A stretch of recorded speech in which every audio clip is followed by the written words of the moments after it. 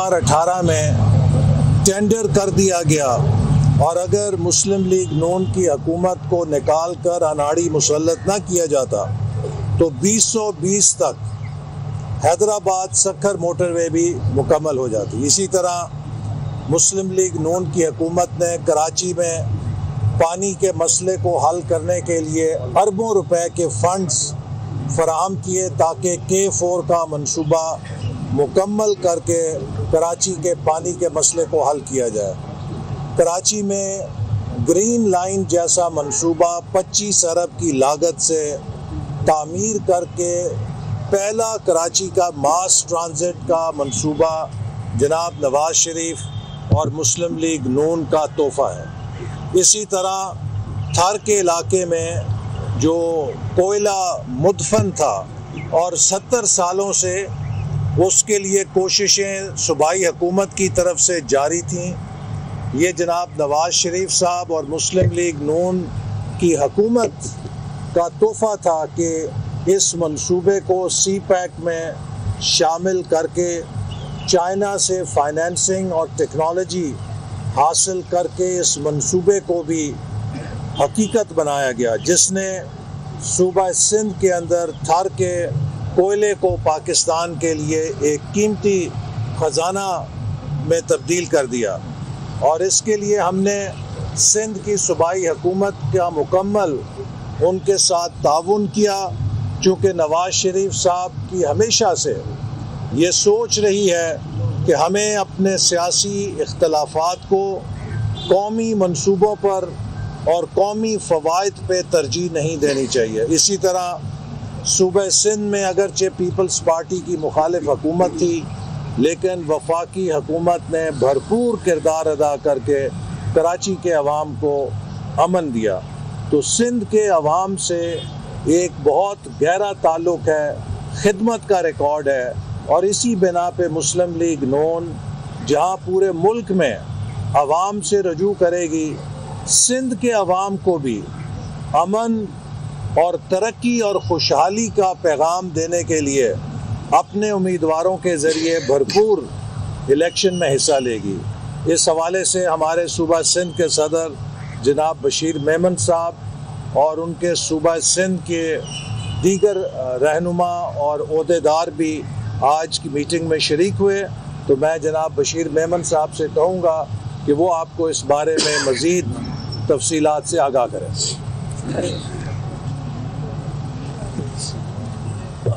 बहुत मेहरबानी एहसन इकबाल साहब।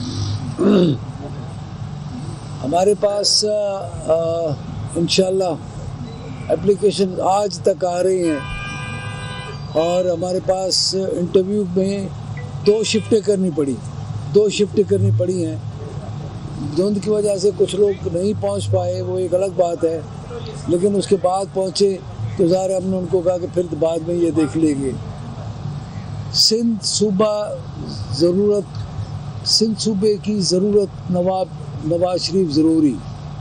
हम ये समझते हैं कि अमन अमान के लिए, तरक्की के लिए अमन अमान के लिए ज़मीनें जो बांटी नवाज शरीफ साहब ने, जो डेवलपमेंट स्कीम शुरू किया, जो उन्होंने बात की मीटिंग में कि हैदराबाद सक्खर मोटरवे मैंने अप्रूव किया था, वो नहीं बना अभी तक। सक्खर हैदराबाद कराची मोटरवे फिर से नहीं बनना चाहिए। हमारे इंशाल्लाह मैनिफेस्टो में कैनाल्स को पक्का करने की भी बात होगी। हमारे मैनिफेस्टो में सबसे पहले लॉ एंड और अमन अमान की बात होगी।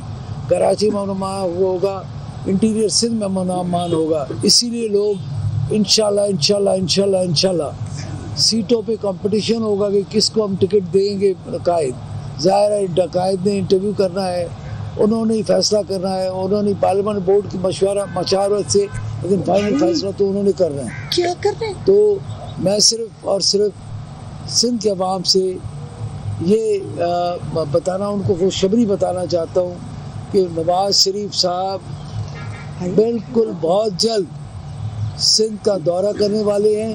मरीम नवाज साहबा बहुत जल्द सिंध का दौरा करने लगी हैं और शहबाज शरीफ साहब मशहूर हमारे जनरल सेक्रेटरी के एहसन इकबाल साहब के सिंध का बहुत जल्द दौरा करेंगे और सिंध के तरक्याती मनसूबों के बारे में तफासील लोगों को बताएंगे कि हमने क्या सिंध के लिए प्लान किया हुआ है। तो मैं आज ये नवीद मैं समझता हूँ सुनाना चाहता हूँ कि बिल्कुल ये जो डाकू राज है उससे इंशाल्लाह छुटकारा होगा।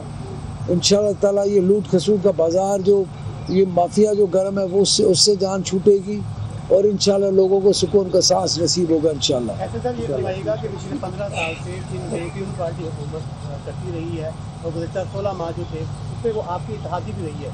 नगीन यार खान से जो आप आगे जाते हैं सादकाबाद से तो आगे कहते हैं कि खंडाल शुरू हो जाते हैं। आज जो बात हुई है गोटी के लोग आए थे उनसे हमारी बात हुई है कि उन्होंने कहा कि हमने नवाज शरीफ के सामने ये रखा है साथ सारा उसके हाथ। आप ये बताइएगा कि आप बात ये करते हैं कि आइंदा आने वाली शायद 19 दिनों में प्रक्रिया है सबको साथ में लाके चलेंगे। जो सिंध को खंडरात बनाने वाले उन्हीं के साथ आप दोबारा उनको लेके चलेंगे साथ। देखिए, जैसे कि आपको मालूम है कि अप्रैल 2022 में जब मुख्तलिफ हुकूमतों ने मिलकर एक यूनिटी गवर्नमेंट बनाई, उस वक्त कोई सियासी इत्तेहाद नहीं बनाया गया। उस वक्त हमने जमहूरियत की ताकत का मुजाहरा किया कि जमहूरियत की ताकत ये होती है कि आप अपने मंशूर अपने नज़रियात पे कायम रहते हैं, लेकिन जब मुल्क का मफाद होता है, जब आइन या निज़ाम का मफाद होता है, तो आपका इख्तिलाफ आपके इकट्ठे काम करने में रुकावट नहीं बनता। तो अप्रैल 2022 में वो तमाम जमातें जिनके मुख्तलिफ मंशूर थे, जिनके सियासी इख्तलाफात थे, वो अगर इकट्ठी हुई तो एक नुकाती एजेंडे पर इकट्ठी हुई कि हमने पाकिस्तान को उस डिफ़ॉल्ट से बचाना है जिसके किनारे इमरान खान पाकिस्तान को फेंक कर चला गया था। और अल्हम्दुलिल्लाह तमाम जमातों ने एक ज़िम्मेदाराना रवैये का मुजाहरा किया और 16 माह की मेहनत के बाद सख्त और मुश्किल फ़ैसले भी किए, लेकिन पाकिस्तान को डिफ़ॉल्ट होने से बचाया। अब इलेक्शन में हर जमात अपने मंशूर के मुताबिक इंतखाबात में उतरेगी, फ़ैसला पाकिस्तान के अवाम करेंगे। और इसीलिए हम समझते हैं कि 8 फरवरी को अगर सूबा सिंध के अवाम भी वैसी तरक्की चाहते हैं जैसी हमने पंजाब के अंदर करके दिखाई है, तो वो for a change Muslim League Noon को आजमा कर देखें। और मैं उन्हें मनी बैक गारंटी का यकीन दिलाता हूँ कि अगर उनके वोट के कीमत में उनको वो खिदमत ना मिली तो जो सज़ा सिंध के अवाम कहेंगे हम उसके लिए तैयार होंगे। तो हम सिंध के अवाम को मनी बैक गारंटी के साथ ये ऑफ़र करते हैं कि आप एक दफ़ा मुस्लिम लीग नून को आजमा कर देखें। अगर आपको खिदमत का वो रिकॉर्ड ना मिला जिसका हमने पंजाब में मुजाहरा किया है, तो फिर हम आपके मुजरिम होंगे। असम साहब, सिंध के जो मुस्लिम लीग नून के पुराने रहनुमा हैं उनको तो आप इंसाफ दे नहीं सके, जो साल से मारे खा रहे हैं। आपके पुराने वर्कर जो 16 साल से खड़े हुए, लेकिन जब आपकी हुकूमत आती है या आप जब ओहदे देने का टाइम आता है तो फिर आपके प्यारे आगे आ जाते हैं, कुर्बानियाँ देने वाले कहीं पीछे चले जाते हैं। उनको कब इंसाफ देंगे? आज की मीटिंग में जो उम्मीदवार थे उनमें एक बहुत बड़ी तादाद हमारे उन कारकुनों की भी थी जिन्होंने 1993 से 1997 से मुस्लिम लीग नून का झंडा पकड़ रखा है और वो सिंध की तंजीम में ओहदों पर भी फाइज है। और हम ऐसे तमाम कारकुनों की बहुत कदर करते हैं कि जिन्होंने चाहे मार्शल लॉ का